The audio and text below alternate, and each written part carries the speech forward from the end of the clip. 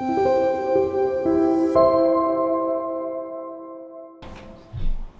Jules. Thank you for coming tonight. My name is Matthew. This is Paula. We're going to be interviewing you tonight and ask you questions. Interrogating me. So the first question is, could you please tell us a little bit about yourself? Okay. What do you do? Your background? So my name is Jules Salmond. I currently am CEO of a climate tech business. That's a relatively new startup. We've been kind of up and running. We've been working in this particular data set, which I'll tell you about in a minute, for about 18 months. We incorporated just under a year ago. But we've probably been kind of out in the market for about 6 months. So we've pre-seeded ourselves, and we're just in the process of working out how we want to be funded for seed round. Prior to that, so I kind of way back at the beginning, I'm a lawyer by kind of education. So I studied law at Strathclyde. Apologies, and then went to work for a company called Accenture. It was like in their graduate scheme. Accenture now very much a kind of tech business, whereas when I joined them, they were kind of more of a PwC kind of type kind of management consultancy. So it was tech-driven consultancy, but predominantly looking at business problems, which was actually really interesting. Having studied law, a lot of the stuff that I'd studied around interview techniques and looking at a lot of information and being able to understand problems and patterns was actually really helpful when you then start doing the same type of thing with different businesses. And then from there I went into banking. So I worked in banking in various different guises for about 12 years, I think. And then kind of decided that I wanted to do something different, and I felt as if in a large corporate, you put a huge amount of effort in. It's a really good thing to have that structure at the beginning of your career, kind of learn really good practices and governance around how big corporates work. But I was at the stage of my career, I was putting a huge amount of effort in for not a huge amount of return. And that's not just monetary return, it was just about job satisfaction and everything else. Excitement. So and also that kind of control and ownership. I felt as if I was just a bit of a pawn in a larger game, and I was kind of trying to do my best but not always in control of other people's decisions and things. So I joined a really, really small, I was first employee of a very small startup at that point, a business called Campbell Nash.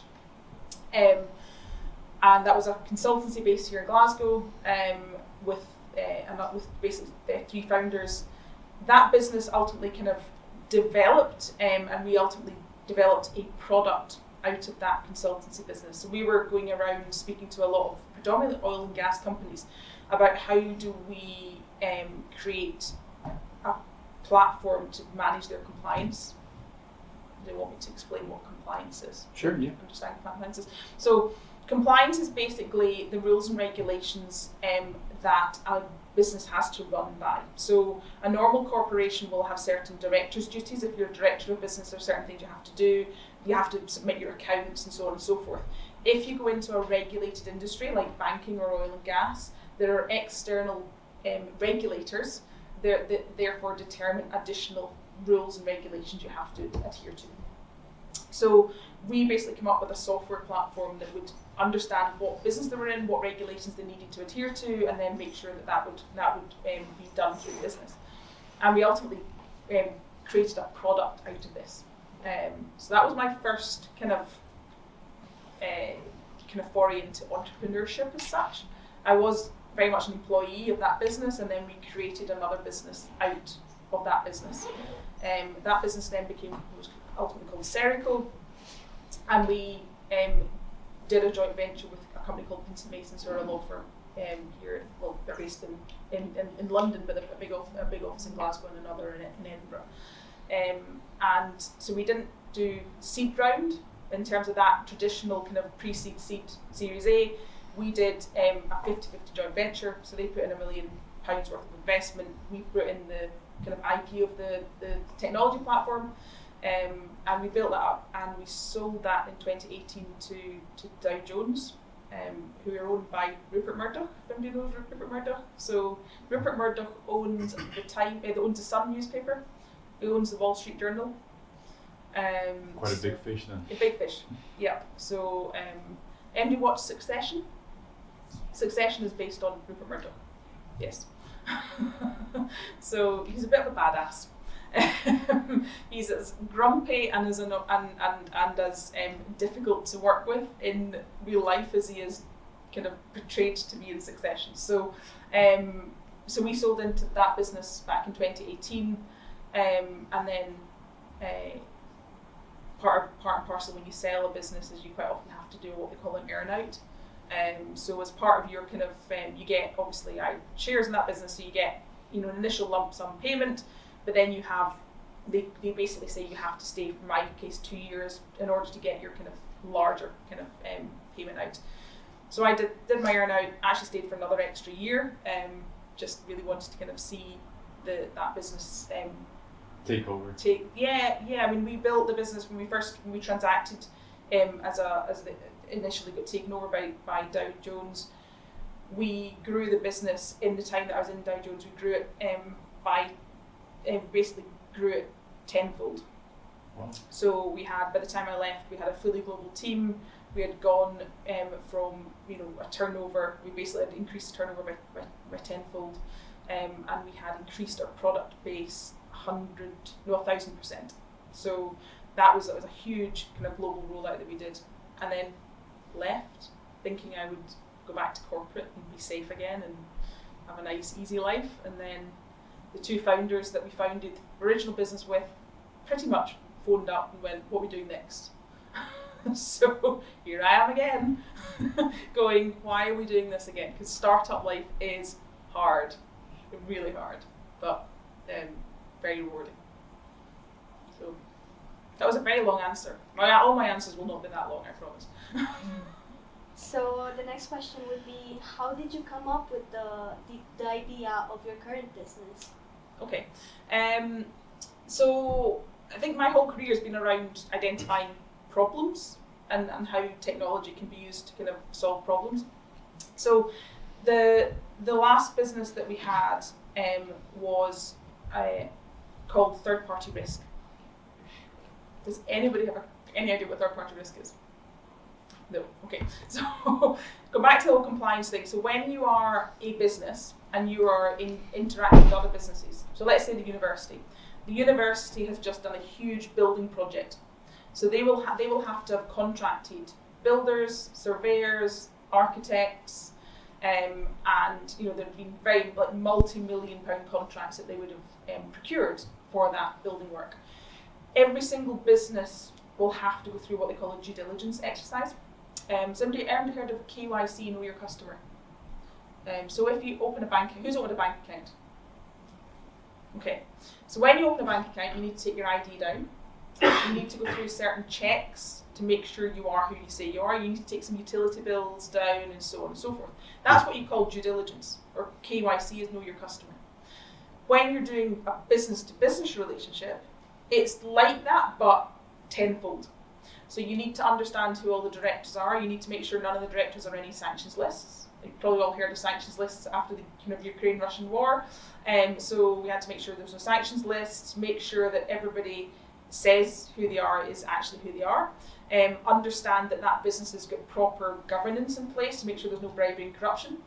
Make sure there's no backhanders between the contractor and the university and so on and so forth. And just really make sure that relationship is very transparent and very well governed.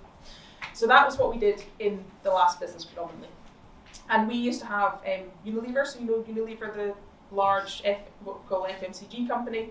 So Unilever were one of our clients, and their third parties, they had between 4 and 9 million third parties worldwide. So all their distributors, all their suppliers.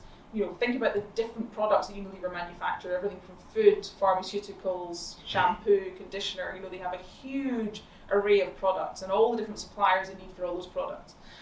So we used to run their entire supply chain and manage all those relationships. And they came to us about 3 years ago now and they said, we're really looking for environmental data on our suppliers. So work for Dow Jones, go and have a look at Dow Jones. Nobody really knows who they are, but if you go and have a look, they're one of the biggest data companies in the world.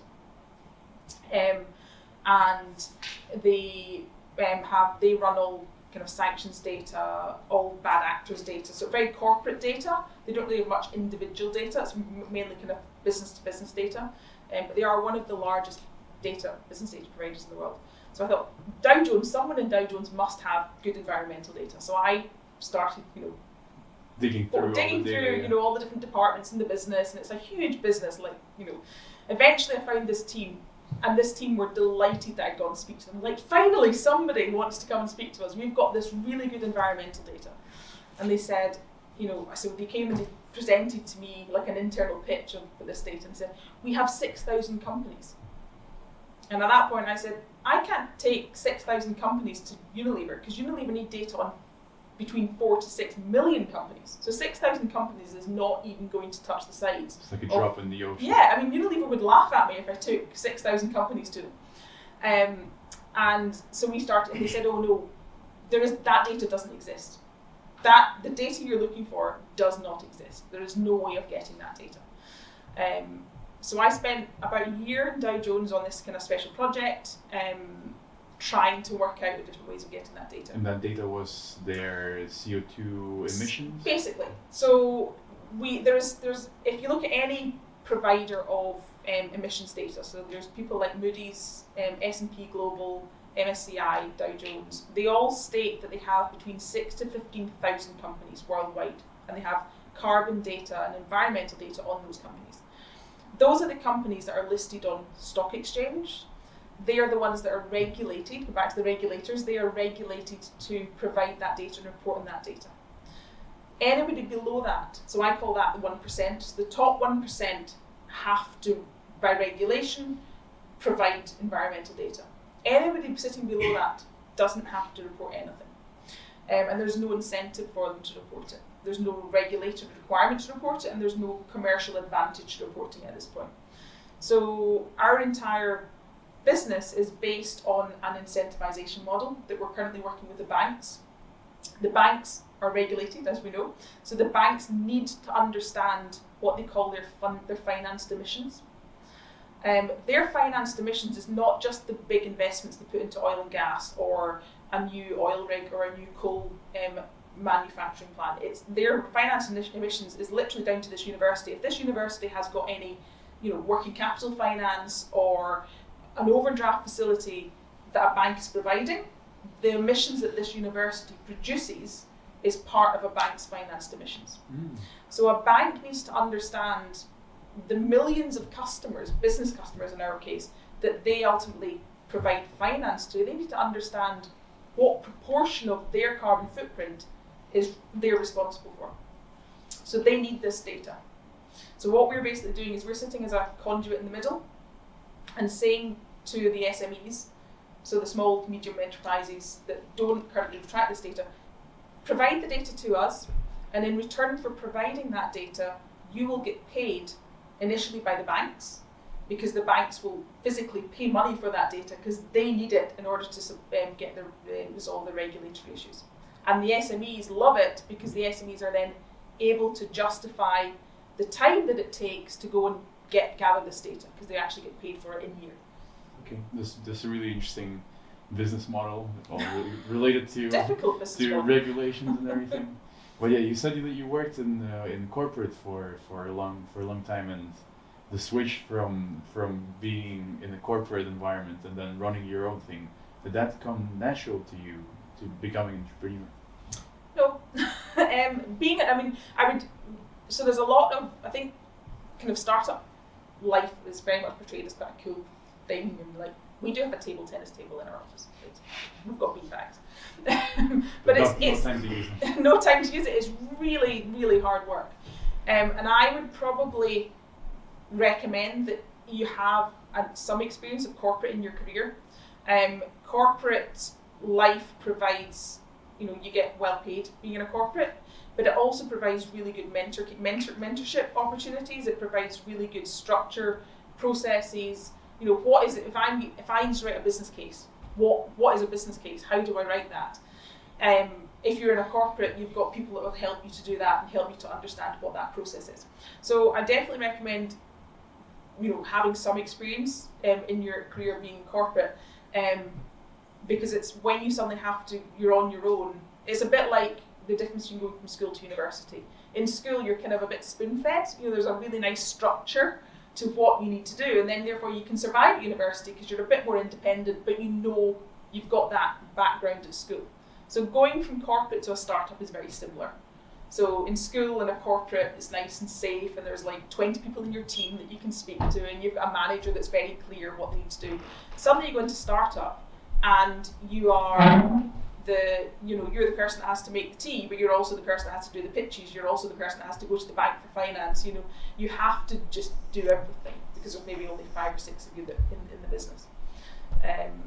Did it come naturally? No. I was actually having a conversation with my other founder that was at the event with me today, and I remember the conversation before we did the sale into Dow Jones. I remember having conversations, and I was on the board of that last business, and the business saying, you're going to have to be ready to go global with this. Dow Jones are going to put a lot of pressure on us as a startup business, and kind of really taking that the business we had and making it a global enterprise. I had no idea how to build a global team.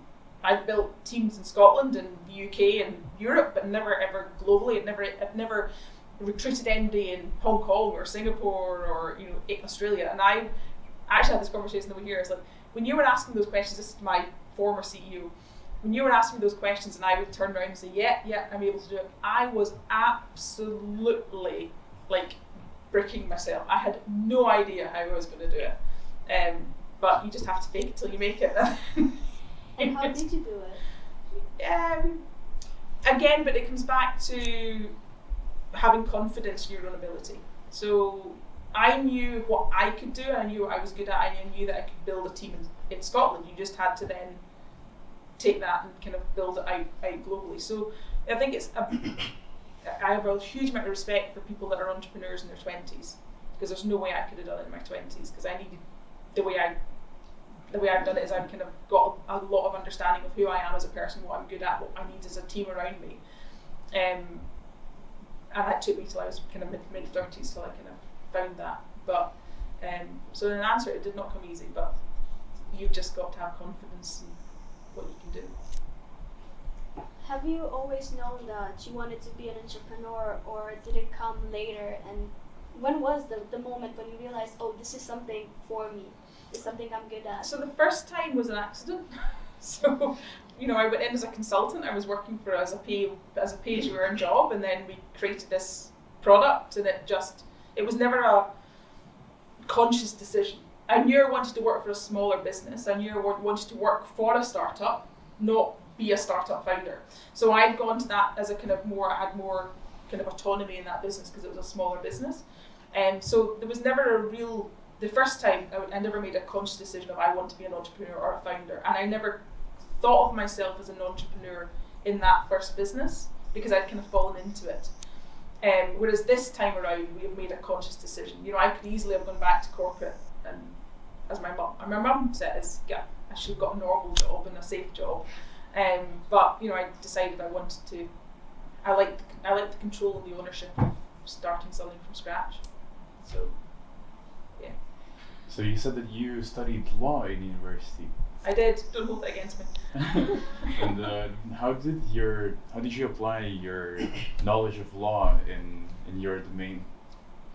Well, ironically, we had a joint venture with a law firm. So it only took me, as my friends always say, because I've got a lot of very good friends from university, we're all lawyers, they said it took me 20 years to get back to law. So I graduated from law, went off to Accenture, did a bit of travelling around the world with them, went into banking, and then about 15 years or so after I graduated, I then went back and we actually physically sat in the law firm, and I kept bumping into people I'd been to law school with. So it was a very roundabout kind of way to get back there. So and the regulatory piece that I'm in now is actually very useful, having that experience of understanding how you read legislation, regulation. But in the kind of preceding years, I think the one thing I learned as a law degree, and probably most university degrees, is how do you take information and understand the context of that information and understand how to apply the information you've learned in the context you're in. And that's probably the same whether you're doing an engineering degree, whether you're doing a marketing degree. I mean, it doesn't really matter what you degree. That's the key skill that I think I learned in my law degree. Is in a law degree, you have a huge amount of information you have to remember and understand. And I had some really good kind of counterparts that were brilliant at remembering the information and really good at writing essays, but when they've gone into industry, they've not performed as well because they don't understand how to apply it in that practical kind of way. And that's something I think I really took from my law degree, is just being able to take a lot of information in, process it, and then understand how to apply it in that particular context. Yeah. Okay. Yeah. But I think that's probably the one thing is like I don't, and that's what I say to my kids. I have a son that's just started university, and I say to him, don't worry so much about what you're studying, because actually when I couldn't tell you, the team that I had in my last business, who were an amazingly high performing team, I could not tell you what a single one of them studied at university. I mean, it was important to check, had they got a degree? Absolutely. But it was more around what they brought and how they articulated themselves in the interviews and demonstrated their understanding of context was more important than what they did at university. So well, in fact I do know because I've asked them since I've left, but one of them did psychology and she worked in a reg tech. So you wouldn't ever, how did somebody that worked, but actually her ability to speak to my clients and really understand what their problems were was unbelievable, because it was a person to person, it was a one-to-one relationship. So I think it's not so much worrying about what you're studying, and it's about understanding what do you learn in that degree and how you can apply that learning technique to whatever industry you go into. Fair enough. Yeah. So it's more important to just like get whatever you can from your degree and apply it in whatever you want to do afterwards. Yeah, and enjoy your degree as much. Like, enjoy your time at university, because trust me, it is the best time you will have in terms of just having that flexibility of social life and really getting to know who you are as an individual, and the friends that you meet at university will be friends for life. So really kind of enjoy your time at university, as opposed to stressing too much around being the top of the class or and so on and so forth. I think it's or worrying about, should I take this module or take that module? Take modules that you want to do. Take modules that are interesting to you, because you'll do really well in them, as opposed to taking modules you think an employer will want you to take. Because as an employer, I don't necessarily care whether you did this module or that module. I just want you to I want to understand that you know how to apply what you've learned into a real world environment. Mm-hmm. Yeah. There's this general notion that some people believe that you don't need to study in university in order to become an entrepreneur. What is your opinion on that? You're asking me. I was a complete study geek, so so I have been very fortunate in my career that I did very well at school, and then did very well at university, and then managed to get a very good graduate job because of that. So I don't know how, and that's the way I am quite a structured person. I like to kind of follow the rules. I think those that either drop out of university or go straight into entrepreneurship are much more divergent thinkers. They're not so much rule followers, and they sometimes make the best entrepreneurs because they think about things in different. My fellow founder he went to university, didn't do very well at university, but he is probably the most astute, commercially kind of capable individual I've met, because he does just think about things in a different way. He doesn't want to follow the rules. So there's many ways of being an entrepreneur, and it depends what you're good at. I would be absolutely rubbish if I hadn't finished my degree, because that would have really dented my confidence. So, yeah, horses for courses. You just got to do what's right for you, I think. Yeah, fair enough. What are the challenges of being a female entrepreneur, and how those challenges, what have you learned from them? Confidence, I think, is probably the biggest one. and that's probably a mixture of being a female, but also just a personality thing. I think in business you predominantly are in a male-dominated environment. I don't think there's any need to. That's just the way it is. I mean, it's, you know, I'm a mother. I've taken time out of my career to have kids. You know, there's so many different facets to particularly a kind of female's career that you tend to find you're in a more male-dominated environment. I think the thing is predominantly around confidence and being very confident in what you're bringing to the table. I think as females we tend to have kind of the whole concept of imposter syndrome. You've probably heard this piece of research where they said they put the same job description in front of a man and the same job description in front of a female, and the female said she wouldn't apply for that job because she could only do 70% of the job description. So there's a very, here's a bullet point list of the things that you need to be able to do for this job. She said, I wouldn't apply for that because I can only do 70%. The male in the same scenario said, he said he could tick the box for 50%. Yeah, I'd be really good at that job. So it's an inbuilt, innate difference, and it's just probably it's a physiological difference or a psychological difference. I don't know. There's definitely a lack of confidence I think females have. So once I kind of got over that and actually thought I'm really, really good at being authentic, I'm really good at engaging people in a team and leading teams and galvanizing teams around a particular objective. I'm not the hard-nosed commercial kick-ass businessman. I have a business partner that does that piece. So it's about understanding what you're really good at and not apologising for the bits that you're not good at. I think as females we want to tick every single box and make sure that we can do absolutely everything, and if we can't, we apologise. As opposed to going, no, that's not my bag. My bag is this bit and I'm really, really good at that and I'm the best person for doing that piece. And actually I'll get someone else to come and do the rest. And I think that's probably the biggest challenge. It took me a long time to kind of figure that out. So it's all about the mindset.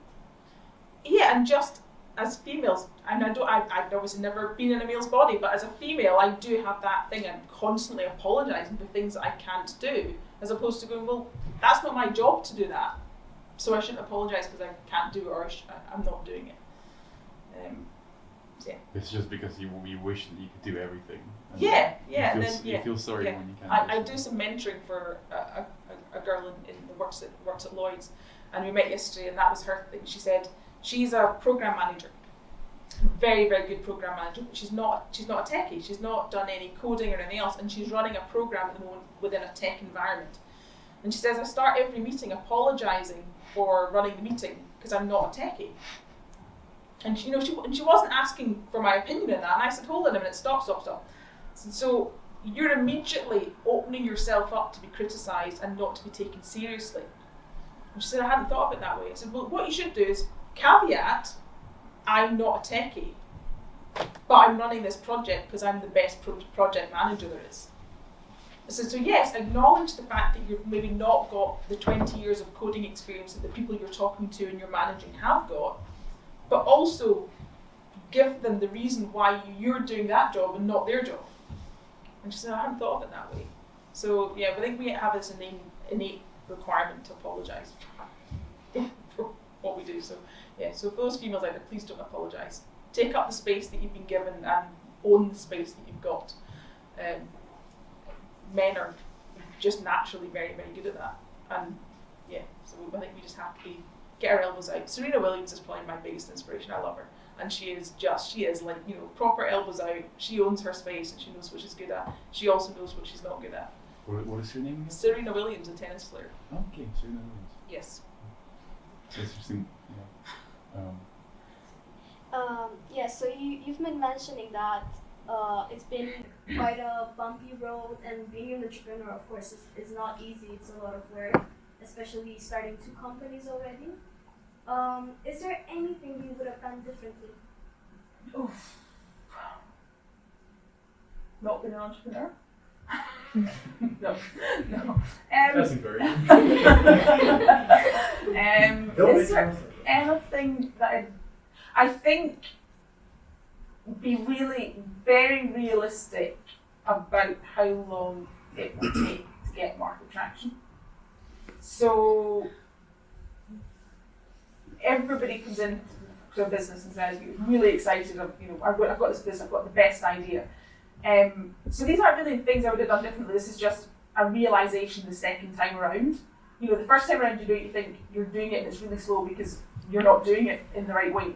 Whereas we're been there, done it, so we know that we're doing all the right things, we're definitely doing them, but it's still taking the same length of time to get the traction. So it's about, probably the first thing is, be very realistic with yourself.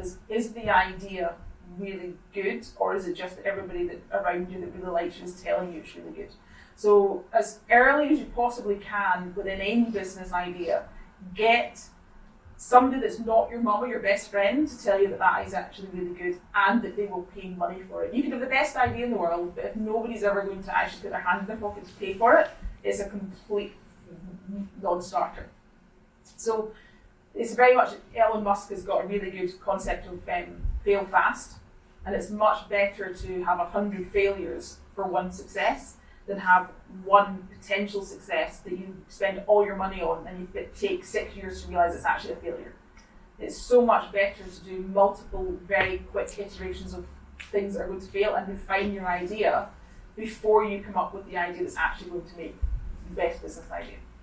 So the quicker you can get that what we call market validation of your idea from genuine people that will pay for that service or that product, the better.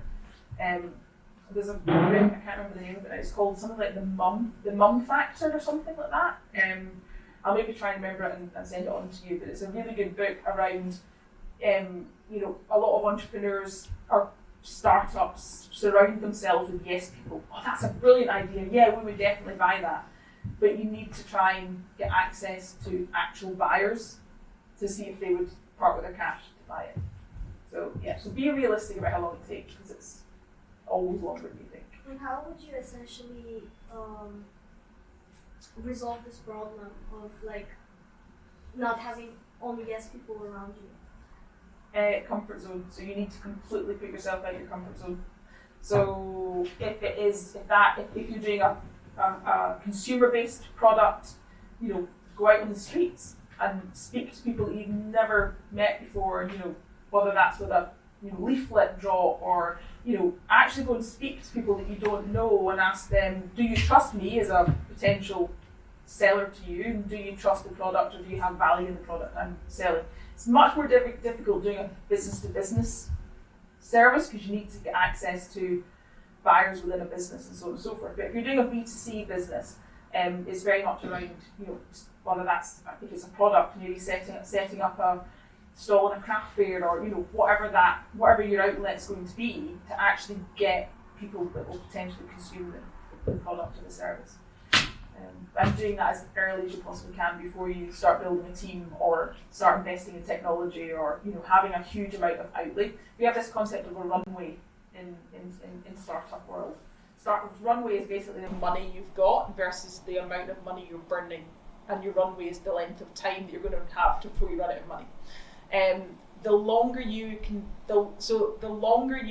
keep your runway, or the longer you have your runway, the better.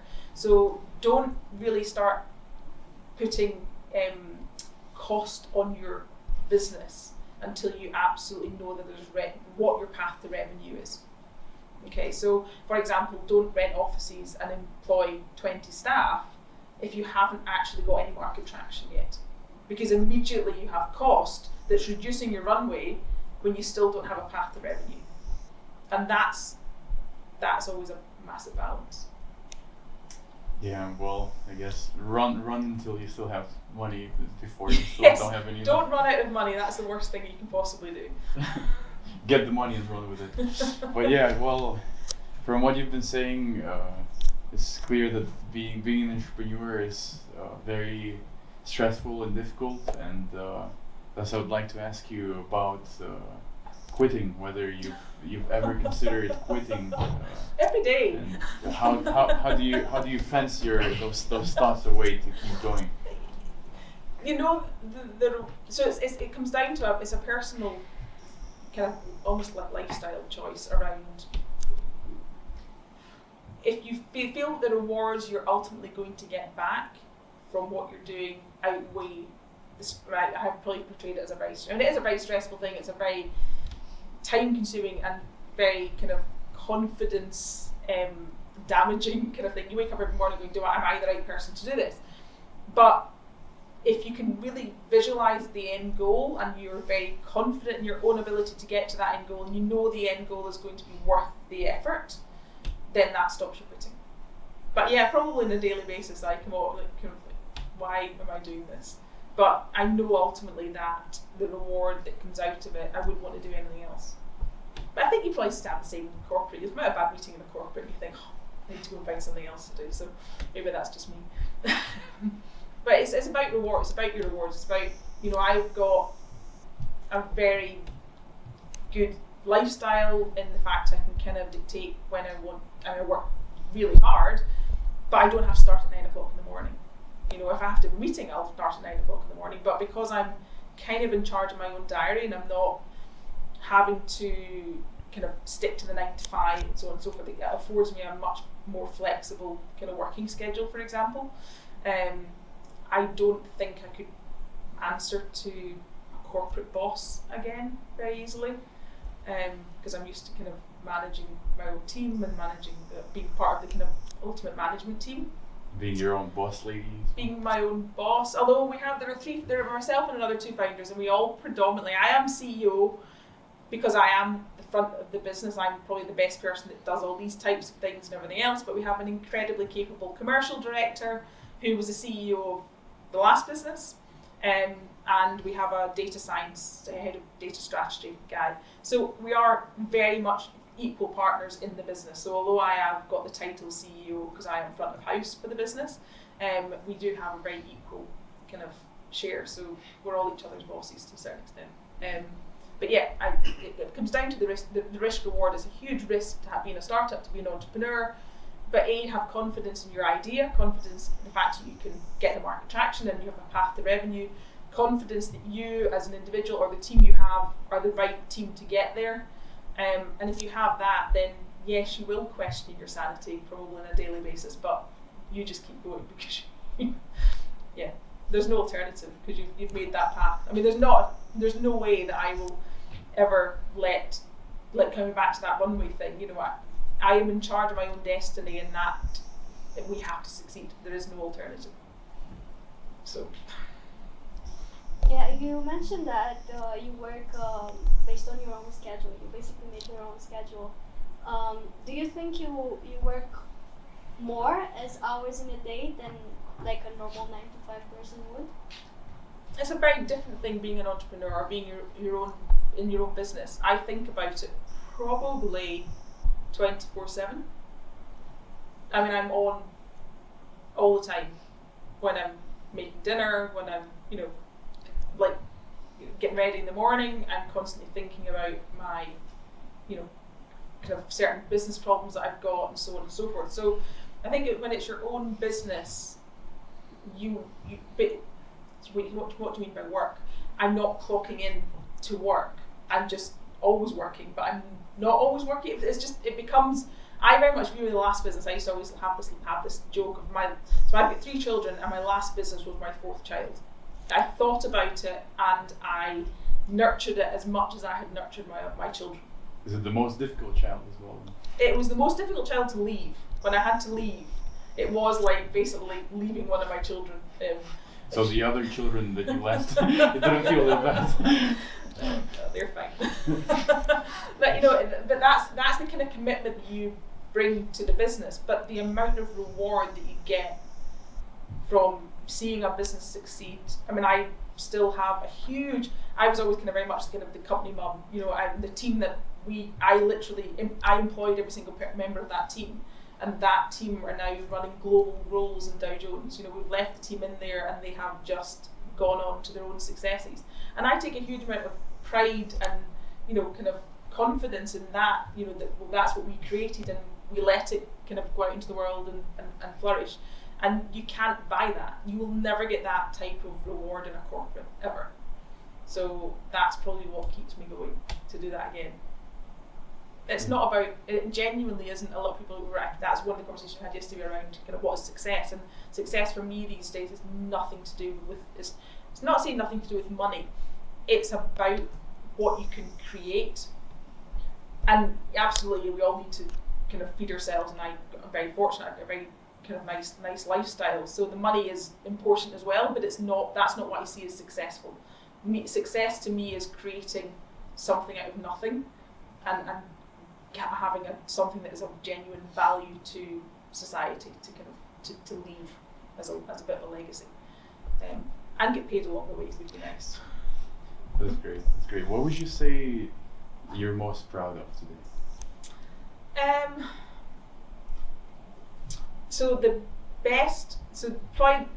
Probably the thing that I am the most proud of, and this is going to be really weird, is so we created this business, the last business, from nothing. I mean, literally, I'm not a coder. I have coded in the past. I am not a techie from that perspective, but I actually cut code in that product that the last product we had. So you cut code. So I as part of Accenture training, you had to learn to code. So Okay. I can code, Python? not very well. Python? No. Like you're talking like, I can't remember what we were coding in, C#, I think. I mean, you're talking like, you know, the team I'm working with now all cut Python. I can read code. I'm a really bad coder. So the chief technology officer of the last business basically pleaded me not to code anymore because I was that bad. So, but there was code in that business that product that I kind of cut. Because there was only 3 of us that started that initial product, and I remember going to, once we sold the business, in the first couple of months after we sold it, we went out to Japan, to Tokyo, and we had to run training sessions for the team out there. And I was sitting, we were doing a client demonstration of the product, and my entire user guide and all the kind of marketing material was in Japanese.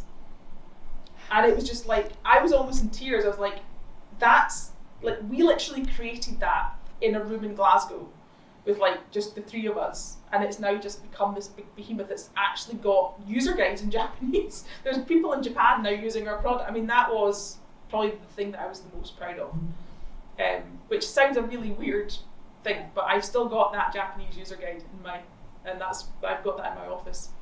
That when I'm ever having the times of, you know, self-confidence, doubt, or why I want to quit, I'm like, no, we're going to get another user guide in Japanese. I'm going to take my carbon data product in Japanese. The song "Big in Japan" comes to mind. Big in Japan. All right. Sorry. Yes, so that was It's a very random one. That probably was. I think I'd have looked really weird if I started crying in that particular client meeting. Then like, what is her problem? But almost. So we have 10 minutes to wait. Should we let the public also ask some questions? Yeah, of course, guys. Do you have any questions to Jules? Yes. You mentioned you have a mentee. Yes. How did she find you, or did you find her? I was doing because I used to work for Lloyd's many years ago, and I was asked back to do kind of like a women in tech session, and she just said, "Do you take do you ever do mentoring?" And I used to do mentoring many years ago, and yeah, just so yesterday was, she called it our first date. I passed, so I'm still her mentor. So we're going to have a follow-up date next month. So I haven't done mentoring for long. I used to do mentoring as part of kind of corporate, in back in the day. But yeah, I very much see as I was saying to Amber yesterday, mentoring is a 2-way relationship. It's not just about me imparting what expertise I potentially have on you, or the mentee. It's also about the mentee asking questions that help me reflect on what I can do better, and so on and so forth. So a mentor-mentee relationship is very much a two-way thing. But I've been very fortunate in my career. I've had really good mentors, and I think it's really important to kind of give back and kind of offer that How would to you other people. recommend finding? Find someone that you have a really good thing in common, something in common with, but also that inspires you to kind of, not necessarily the same industry as you, but you have that kind of inspiration. I've had a couple of mentors that were initially teachers, and then some of my old managers. In fact, very kind of weird round kind of full circle moment. We've got a guy, Martin Ewart, that's one of our board directors. And Martin was the person that employed me at the bank. So he brought me up from Accenture, Bank of Scotland, like 2006, I think. And he was my manager and then became my mentor. And then when I created this business, we really needed someone that had really good financial services kind of network. So we asked him to go onto the board. So that's, So just when they come, when the opportunities come, take yeah, and don't be scared to ask, if you've got a particular professor or a particular lecturer that you actually think that they're really inspirational. All they can say is no. In the worst case scenario. In the worst case scenario, I think that's probably again the one thing I've learned is that if you ask a question, don't ever be scared to ask a question, because if a person says no, you're no worse off than you were 5 minutes ago when you were thinking, should I ask the question? And actually you might find that's the best question you've ever asked, and suddenly you've got Elon Musk as your mentor or whoever it is. Also, I like to think that maybe, let's say, the third person you ask is going to be agree to be your mentor, so you're just 2 no's away from your mentor. You can put it that way. Yep.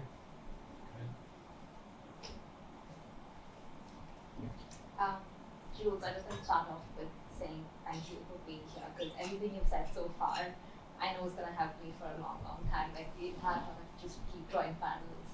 But I wanted to touch upon the topic where you were talking about the transition from corporate to starting your own enterprise. When you say that you wanted more control with building your own business, would you say within corporate there isn't that much scope for growth? Because from what I know of corporate, it's like a bucket of crabs. But It's not that bad. Would you say like the timeline of say your potential growth is much longer than what it would be if So- you were? I think it ultimately comes down to the girl Amber that I'm mentoring. She is corporate through. That's where she wants to be. That's where she wants to grow her career. She's got no aspiration to not be in corporate.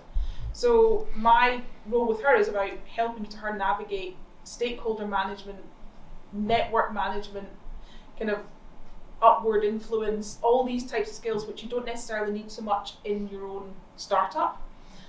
So the skill set you will learn in a corporate is really, really invaluable, but also slightly different.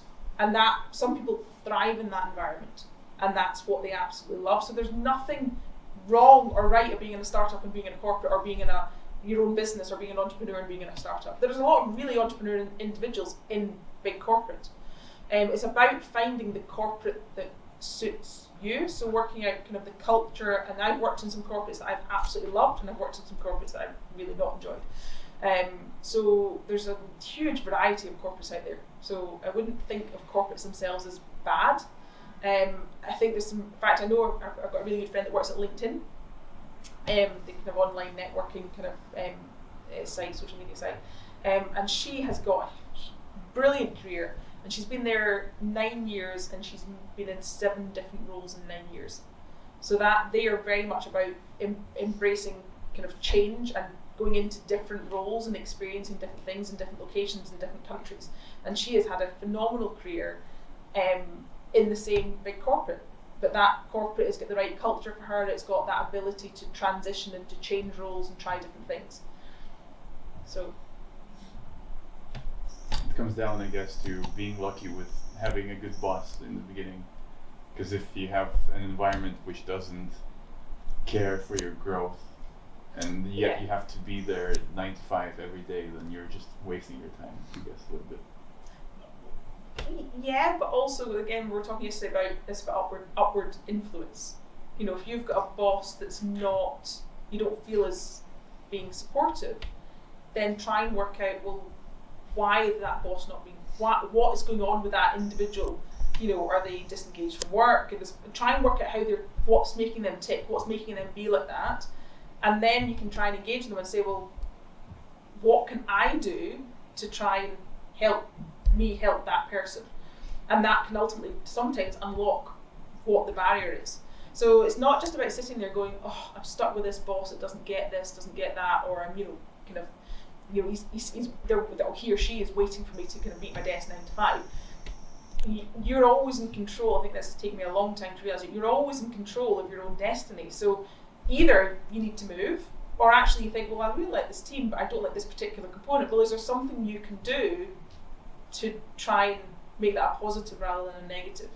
And that's the same whether you're working in a small team or a big team or in your own business or not. There's always going to be challenges and blockers, and humans are humans. There's always going to be that human kind of element to it. So that's one thing that corporates will teach you really well, is how to stakeholder manage, how to understand, how to move blockers, and how to be politically astute in a corporation.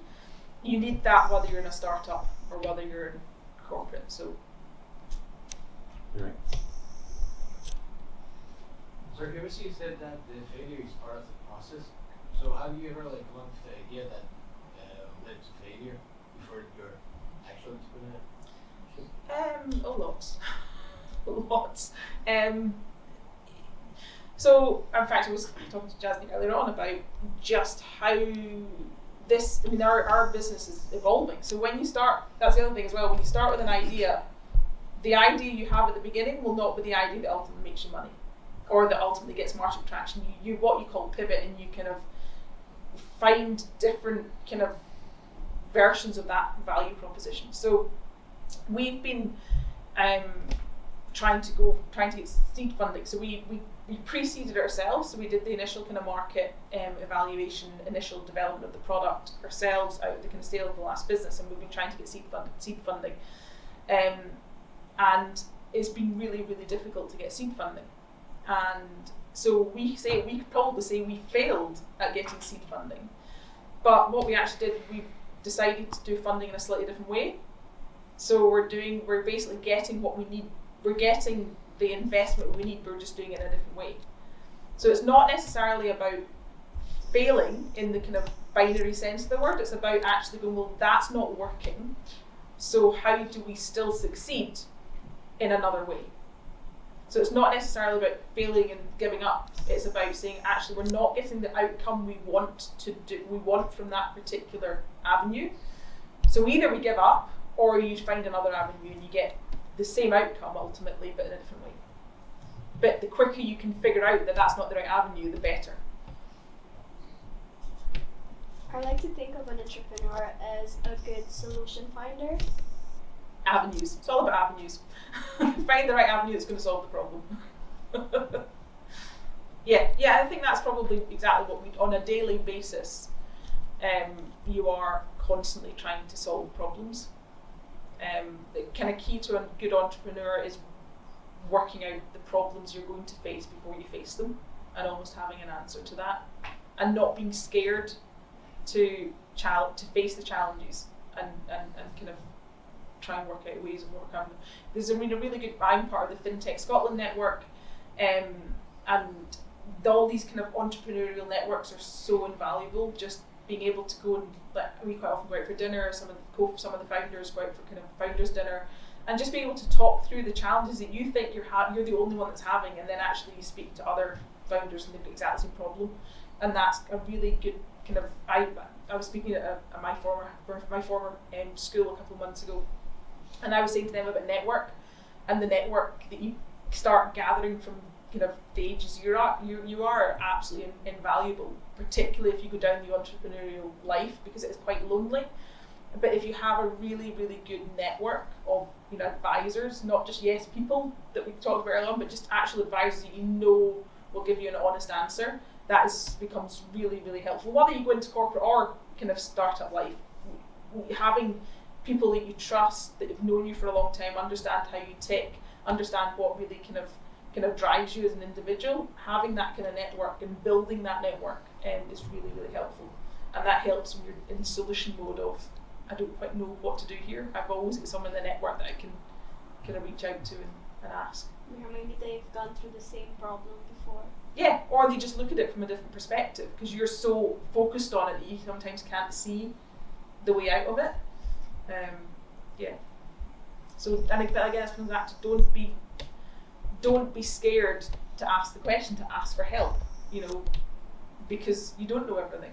And just being the ability to take a step back and go, I can't solve this on my own. Who do I know that can help me solve this? comes back to the kind of failing fast thing, because you might not be able to solve it, but therefore you actually know I need to choose another avenue. Or you get enough people around the table and you think, no, there is a way through for this. But the quicker you can do that, the more runway you have, because the less money you're burning. The more money you can run away with. I wish. I wish. There's corporate governance that stops you doing that, unfortunately. Damn. Any more questions, guys? Well, then I'll ask one last question, probably. So, now imagine that you're back in university. Which skills do you wish you would start developing sooner?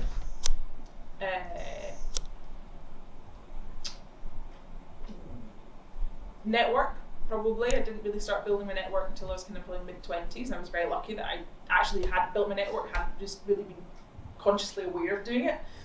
So network building is absolutely key. But also just that, ask the questions.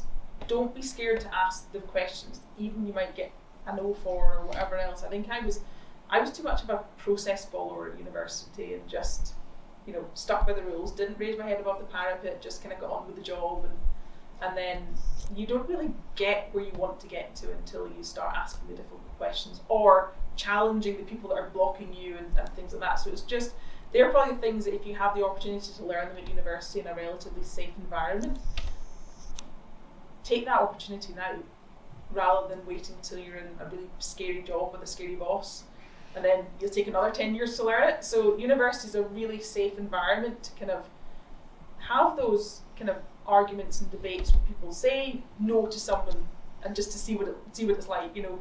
This is the time to do it because it's a really safe place, but you've got the independence that you don't have at school, that you can kind of really try that out. So it's not necessarily about the academic side of things, it's more around just building that Social confidence capital. in your social, yeah.